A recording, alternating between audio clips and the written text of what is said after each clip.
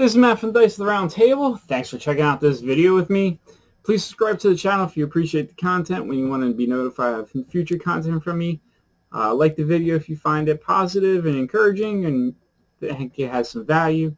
And in the description you find links to Facebook, Instagram, Twitter, as well as a webpage. In this one I'm reviewing Star Wars Legion. So, backstory. When they announced it, I was like a lot of people. Really? We have Imperial Assault, different scale. Very disappointed. But very encouraged, but disappointed again because it wasn't Clone Wars. Clone Wars would have met what this game was supposed to be. It's 2020 now. Clone Wars starters out. So, yay! So I got the game. I got the core set. I got some expansions. Played some with my daughter. I've got maybe a dozen games or so. And I really enjoy the mechanics. So, Star Wars Legion. It's a miniatures game. You're going to have about 800 points on the table. They do have a smaller scale version of the game now on the rules.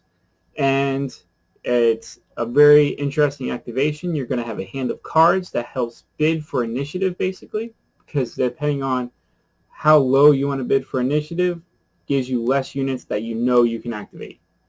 Higher initiative bid, the more you're going to have to activate. So it's a trade-off. And then there's special cards with special characters that might have special powers or attacks.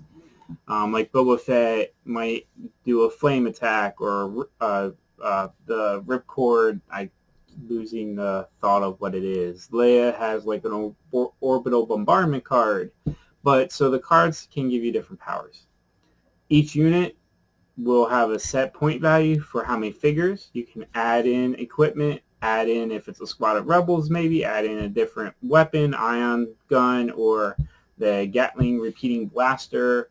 The stormtroopers get a heavy repeating blaster or rocket launcher, and you have some variety in your builds.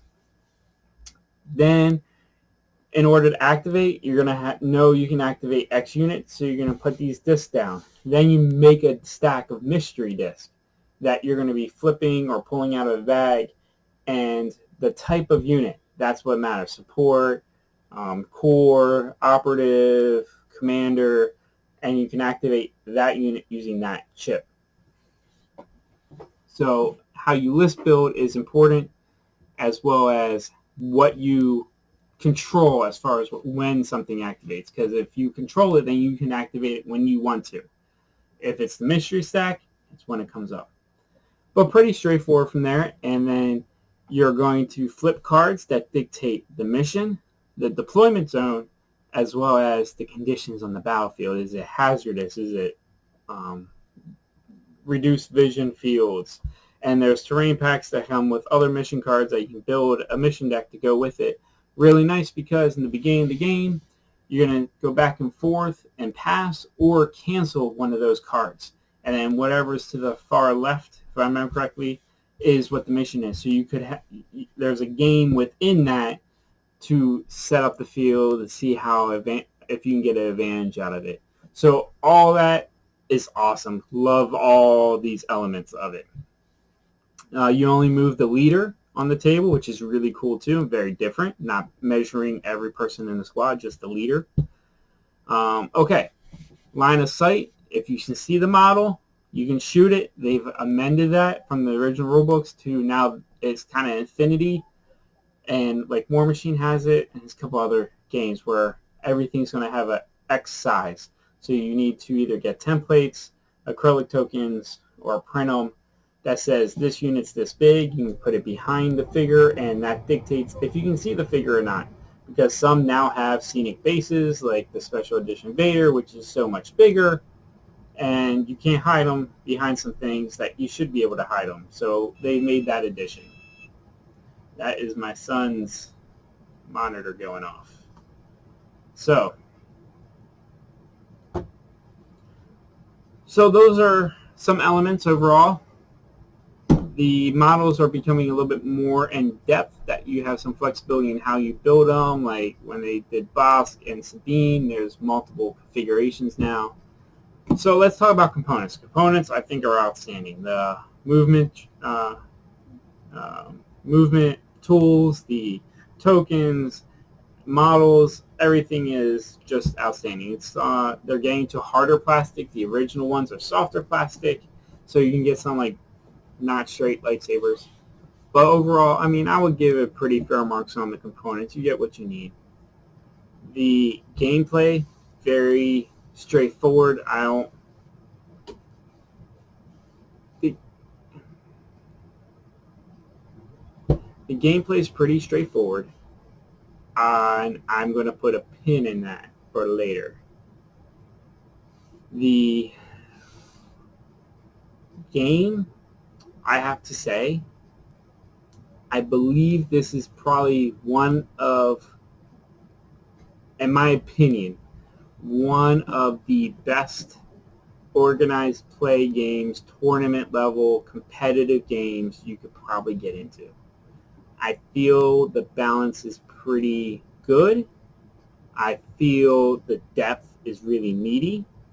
I feel there's enough out there now that you have some flexibility in what you build and how you build it, especially when they create that with, at least with this version, with the core original, where they now have like the specialists, so you can bring in different type of gear into your original squads instead of just the heavy repeating blaster and the missile launcher for the Empire and the 2 for the Rebels, that you now have more options. So I just feel like how this is packaged together, it can get very competitive, but it doesn't get lost on who goes first. It really comes down to how do you execute your game?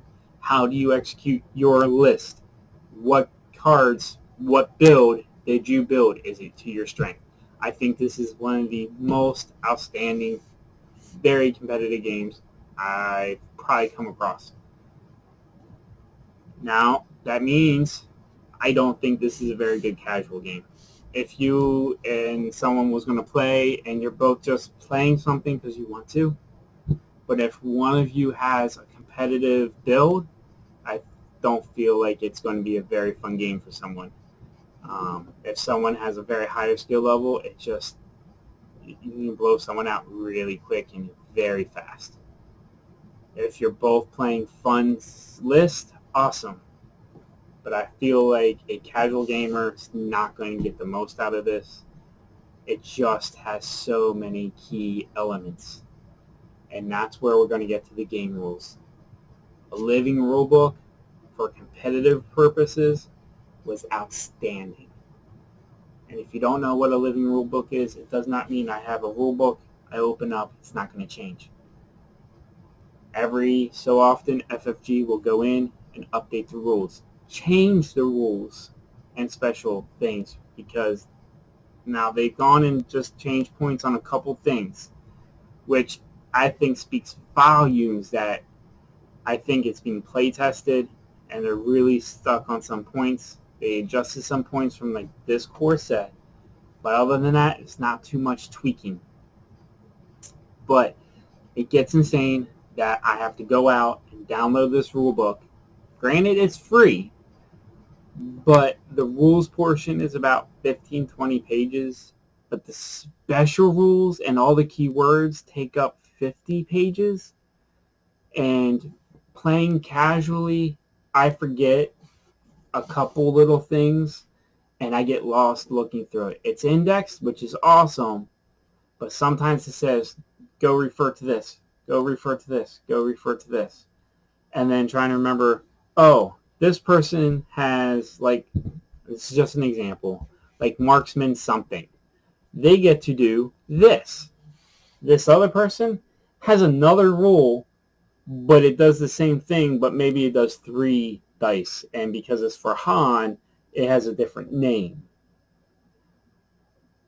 Why keep generating more and more keywords that do similar things? I really wish they could, they pared it down, less keywords. I feel like it's very keyword heavy, and if I'm not soaked into this, and I play someone, I'm not going to remember all the things they have because some cards have 2 keywords, maybe 3 or 4 or 5, and I can get lost on like what that unit might be able to do to me, especially if I haven't seen all the combinations of what that key combination with X, Y, and Z does. So it's competitive play, awesome. Casual play, I hope you got a friend that you can play casually with, or 2 or 3, and get those casual games in that I think can be as fun as anything. Set up a special narrative game. D6 Generation did one at one of the cons, a year ago or so, and they had Empire, Rebel, and the droids. It was a reactivated droid factory, so one person's playing the droids coming out, and the Rebels and Empires are trying to take the droid, and that's awesome. You can do that. But at the same time, if that's not what you're looking for and you're just looking to play the game somewhat regularly, then make sure you're on the right set of living rule book. You're got whatever you need for that version you're playing. Because if I down the newest version and you don't, maybe there's something in there to change that might change how my units play and give you a wrinkle. So overall, competitive play, 10 out of 10. And it's the objectives. Building the objective deck and making that a little mini game. I love it. But for me, I'm a casual player. I want to collect more, but I know I don't get this played. I won't get this played as much as I really want. So for me, and all the potential that's in these loving boxes that have the word Star Wars Legion on it, I give it a 7. That living rule book is probably the biggest thing holding me back. Just it's very daunting to me of like, I gotta dig through this. But it's a big plus that I can get it free whenever I want to. Anyway, Star Wars Legion, if you're a Star Wars fan, definitely worth checking it out, collecting the models. The models are awesome. Really enjoy painting these. But that's my thoughts. What's your thoughts? Drop it in a note. Do you feel like this is good for casual gaming? Let me know why. Thanks for watching.